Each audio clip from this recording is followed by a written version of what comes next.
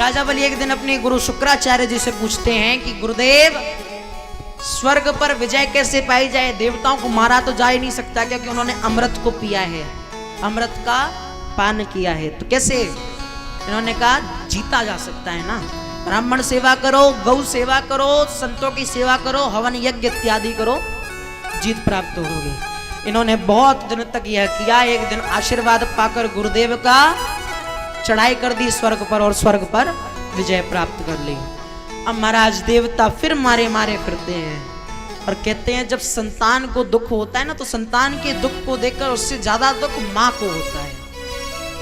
क्या? देवताओं की माता है अदिति। अदिति मैया के मन में बहुत चिंता है। इनके पिता हैं कश्यप जी महाराज। कश्यप जी महाराज कहते कैसे देवी उदास हो? अदिति मैया कहते हैं प्रभु आप सब जानते हैं फिर भी खिजा रहे हैं।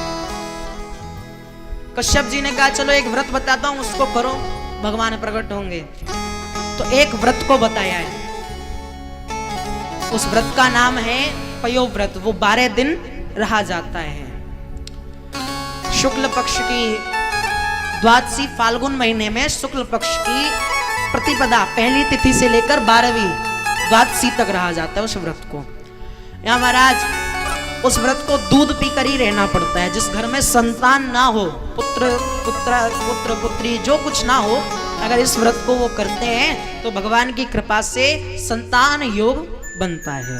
तो आप जिस घर में ना हो वो कर सकते हैं। पयो व्रत फाल्गुन महीने की शुक्ल पक्ष में, कृष्ण पक्ष में नहीं, शुक्ल पक्ष में 15 दिन का कृष्ण पक्ष होता है, 15 दिन का शुक्ल पक्ष होता है। तो इस प्रकार माता अदिति ने यह किया है। नारायण भगवान आए। नारायण भगवान ने कहा मैं आपके यहाँ पुत्र बनकर आऊंगा, राजा बलि से दान मांग कर लाऊंगा और आपको वापस लाकर वो दान दे दूंगा। ऐसा ही हुआ। श्रवणायाम श्रवण द्वादश्याम मूर्ते अविजित प्रभु सर्वे नक्षत्र ताराद्यास। इस प्रकार भादों के महीने में वामन भगवान का जन्म होता है। छोटे से रूप में, छोटे छोटे हाथ हैं, छोटे छोटे पांव, हमारे प्यारे से वामन भगवान का अवतरण होता है। वामन भगवान की जय हो। यज्ञोपवीत संस्कार होता है महाराज। क्या यज्ञोपवीत जानते हैं क्या होता है? नहीं जानते। हनुमान जी को चढ़ाए जाते हैं ना जनेऊ, जब चोला चढ़ाया जाता है, सफेद सफेद धागा जो होता है उसको यज्ञोपवीत कहा जाता है। यज्ञोपवीत संस्कार कराना ब्राह्मण वैश्य क्षत्रिय को अति आवश्यक है। क्या? सनातनी है उनके लिए यज्ञोपवीत अति आवश्यक है।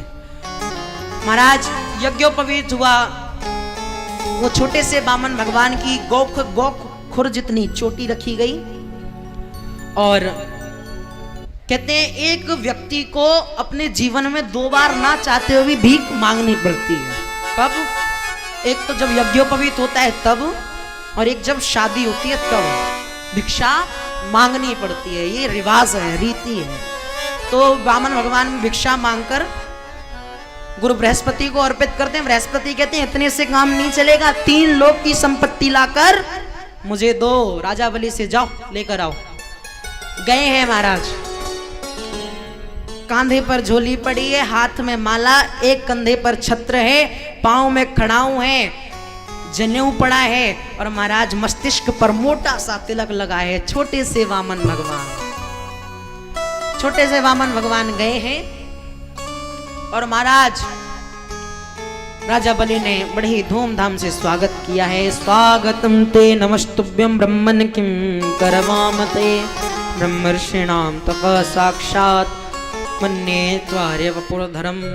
स्वागत किया। वामन भगवान पधारे हैं, भजन कर रहे हैं, बोल नहीं रहे हैं। भजन समाप्त हुआ, भजन विश्राम लेता है। कहते हैं हाँ राजन बताओ क्या बात है? राजा बलि कहते हैं कुछ मांगिए मुझसे, मैं दूंगा आपको। कुछ मांगने के लिए कहते हैं। वामन भगवान कहते हैं हमको कुछ नहीं मांगना, हम तो संत वैरागी आदमी, हम क्या मांगेंगे? वामन बलि राजा कहते हैं मैं आपका विवाह, शादी करा देता हूँ आपकी। कहते हैं नहीं नहीं शादी मत कराना, उन बच्चे होंगे शादी के बाद, उनको खिलाएगा पिलाएगा कौन? हमसे नहीं होगा महाराज। अगर देना है तो पहले संकल्प करो। संकल्प कराने के लिए लेकर गए जल से। राज शुक्राचार्य जी पहचान जाते हैं कि ये कोई बामन नहीं, पूरे 53 नारायण भगवान हैं। पहचान गए महाराज। जिस पात्र की नली में से जल आता था, पानी निकलता था, उस पात्र की नली में जाकर बैठ जाते हैं। बहुत देर हो गई, पात्र से जल नहीं निकले और जल के बिना संकल्प हो ही नहीं सकता है। अब महाराज बामन भगवान पहचान गए। बामन भगवान ने एक कुसा, एक छड़ी, डंडी निकाली पतली सी, और जिस नली में शुक्राचार्य जी बैठे थे उसमें डाली, और डालकर शुक्राचार्य जी की एक आंख फोड़ दी।